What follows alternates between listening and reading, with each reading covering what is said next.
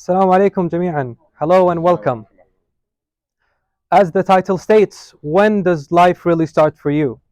I would like to share a quote by a Russian author called Dostoevsky. And it goes like this: Suffering is the sole origin of consciousness.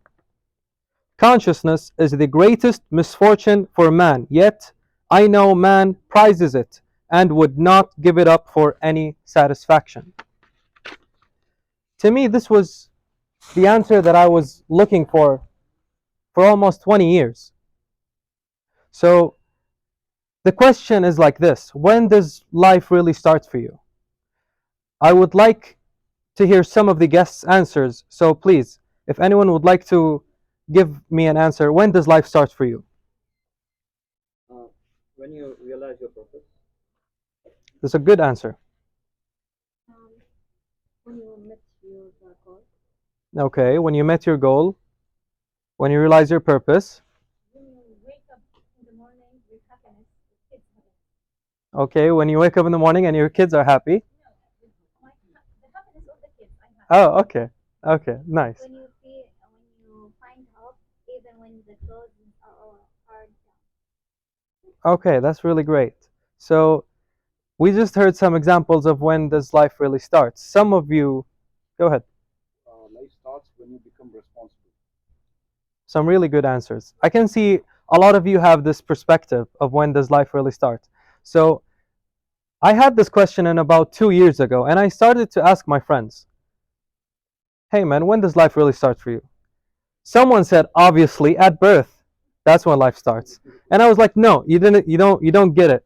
When does life really start for you? When do you get that moment of, that life starts? And another friend of mine said, when I get a job. Another said, when I get married. So the answers are between financial freedom, marriage, and general milestones in life. So these are mostly good examples, and I want to talk about the bad examples, the examples that no one talks about. So when does life really start for you? It like when it starts, three things happen. Okay, so two of them is like this: you go in a really high state of success, from small successes into a really high state, or from low losses into a really big loss. And how does that happen?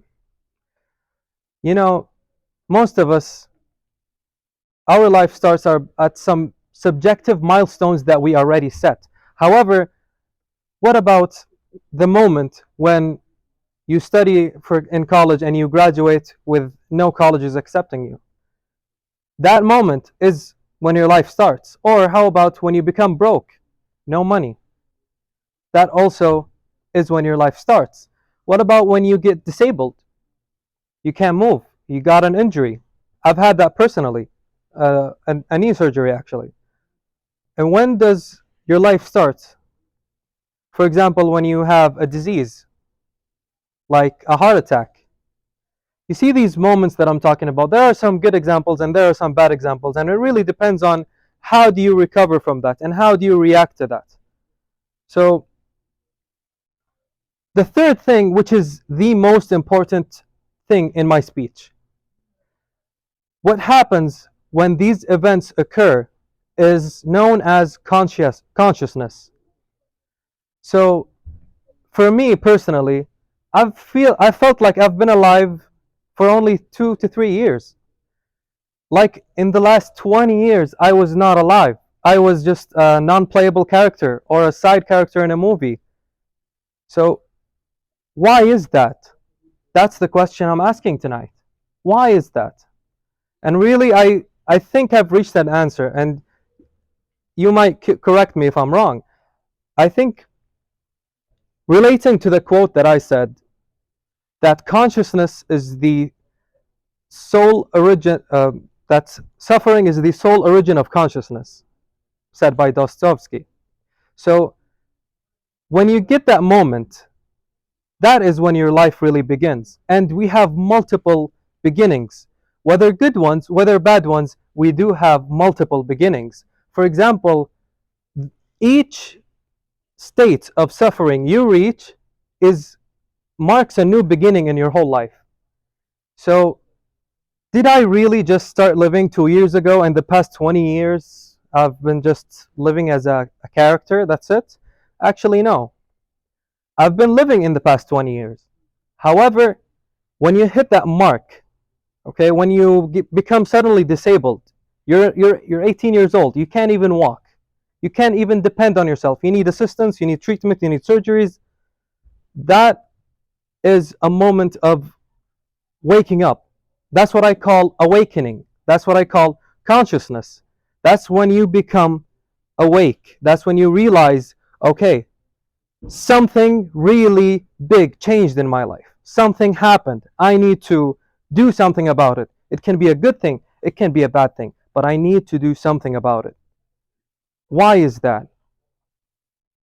Have you ever asked yourself, why do you need to make that decision? Why does it pop in your head? What's the reason exactly? Well, the answer that I found is that when you're in the state of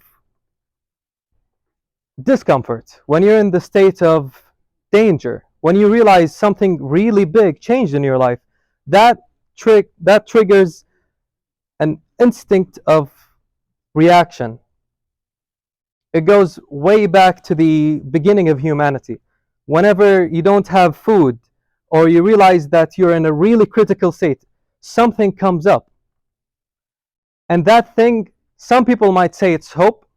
However, I say it's the moment where you become conscious, the moment when you wake up. To conclude my speech, I would like to read the quote yet again and see if you agree. Suffering is the sole origin of consciousness. Consciousness is the greatest misfortune for man. Yet I know man prizes it and would not give it up for any satisfaction. Thank you all.